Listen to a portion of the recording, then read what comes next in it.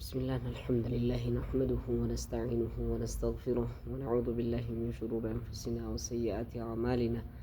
من يهده الله فلا مضل له ومن يضلل فلا هادي له، وأشهد أن لا إله إلا الله وحده لا شريك له، وأشهد أن محمدا عبده ورسوله. أما بعد، فيا إخوة الإسلام،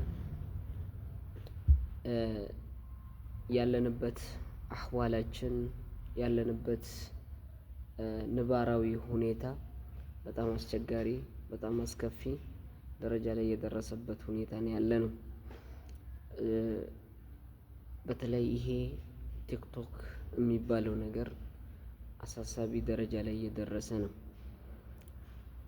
ቲክቶክ ወደኛ ዓለም ሲመጣ ሁለት ነገሮችን ነው ይዞ የመጣው።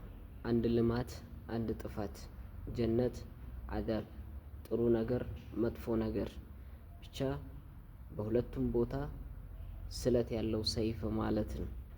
ስለዚህ ቲክቶክ ጭንቅላት ያለው አላማ ያለው እንዲሁም ለወደፊቱ የሚያስብ ሰው ይጠቀመዋል።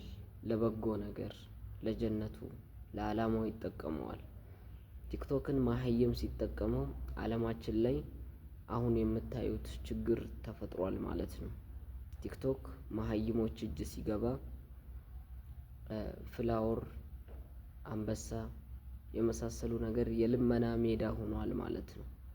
ቲክቶክ ወደ መሀይሞች እጅ ሲገባ ዲን ውስጥ እንደፈለገ የመናገርን ምላሱን የማርዘም ፍቃድ ይሰጥባል ማለት ነው።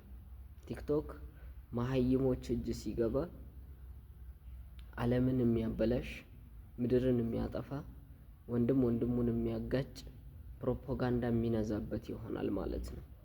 ቲክቶክ ወደ መሀይም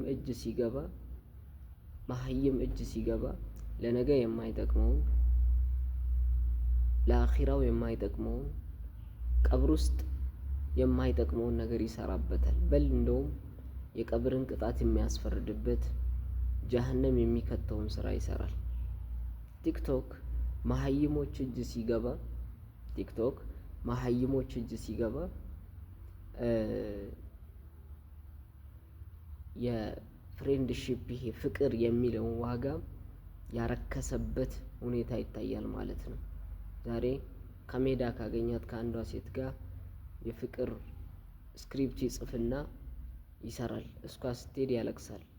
በዚህ መልኩ ዛሬ ላይ ዓለማችን እየተበላሸች፣ ወጣቱ ከመንገድ የጠፋበት፣ ዲኑን ትቶት ሀሙሁም ቡጡኑሁም የሆነበት፣ ሀሳባቸው ጭንቀታቸው ሁሉ ሆድ ብቻ፣ ሲበላ ሲጠጣ ሲያገኝ ከየት ነው የመጣሁት፣ ከሐላል አም ሐራም፣ ከሐራም ነው ወይስ ከሐላል የሚለውን ነገር ማስተዋል ያቃተበት ጊዜ ላይ ነው ያለነው ማለት ነው።